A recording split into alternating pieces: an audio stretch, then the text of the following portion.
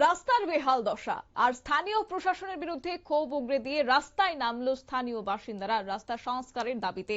কারণ দীর্ঘদিন ধরে তাদের একটা দুর্ভোগ পোহাতে হচ্ছে, এই রাস্তা সংস্কার করার হচ্ছে না। কেন করা হচ্ছে না, তার পেছনে কি কারণ রয়েছে, কবে কতদিন পর্যন্ত এই দুর্ভোগ পোহাতে হবে তাদের, এই সমস্ত প্রশ্নগুলো কিন্তু আজ তারা তুলে ধরেছেন। অবশ্যই এই চিত্র ফুটে উঠেছে উত্তম ভক্ত চৌধুরীর এবং থেকে ফুলতলি যাওয়ার যে রাস্তা রয়েছে, মূল সড়ক পাণ্ডবপুর ইটভাটা চৌমুহনী এলাকা অবরোধ করে বসলেন স্থানীয় জনগণ। এলাকার জনগণ অভিযোগ করেছেন যে স্থানীয় প্রশাসন সেখানে গুরুত্ব আরোপ করছে না এবং রাস্তার উপর দিয়ে মানুষ যেখানে যাতায়াত করছে এবং সঙ্গে যান চলাচল হচ্ছে, তাতে করে দুর্ভোগ পোহাতে হচ্ছে রীতিমতো।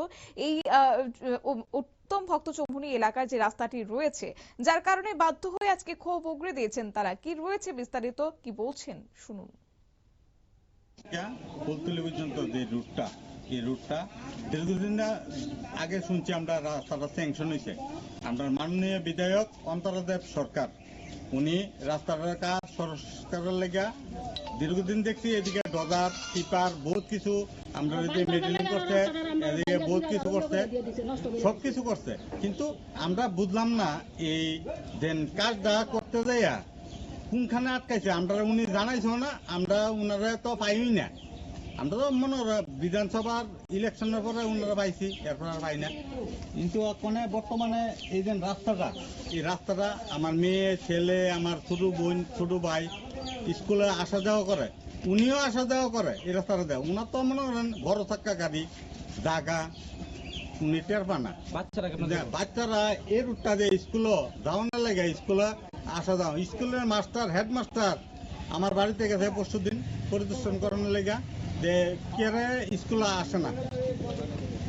আমার মেয়ে কইছে যে এই জায়গাটা যে অবস্থা স্কুলের, এই রাস্তাটা যে অবস্থা, এই রাস্তাটার কারণে জানা স্কুলে আমরা সামনে তো high school, Pandabpur high school.